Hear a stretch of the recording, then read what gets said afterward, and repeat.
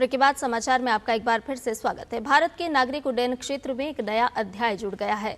Air India ने वाराणसी से देश की पहली हब एंड स्पोक अंतर्राष्ट्रीय उड़ान सेवा इजी कनेक्ट की शुरुआत की है। केंद्रीय नागरिक उड्डयन मंत्री किंजरापु राममोहन नायडू ने इस सेवा का उद्घाटन किया।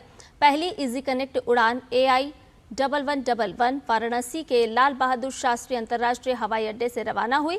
इस उड़ान के यात्री दिल्ली के रास्ते दुबई, कोलंबो, जेद्दा, रियाद, काठमांडू और फुकेट जैसे अंतर्राष्ट्रीय गंतव्यों के लिए रवाना हुए। नई व्यवस्था के तहत यात्री अपने गृह शहर के हवाई अड्डे पर ही चेक इन, इमिग्रेशन और कस्टम्स की प्रक्रिया पूरी कर सकेंगे।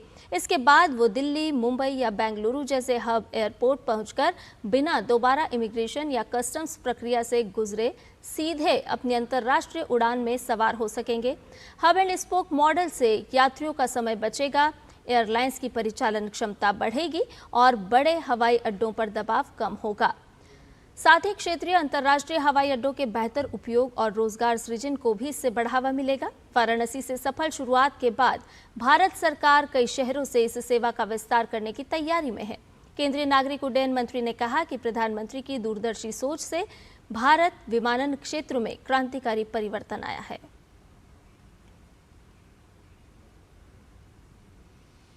I'd like to especially thank our Honorable Prime Minister Narendra Modi ji for spearheading this.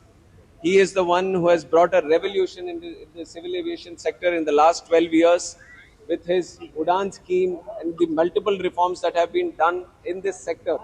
India has become the third largest domestic aviation hub in the whole world.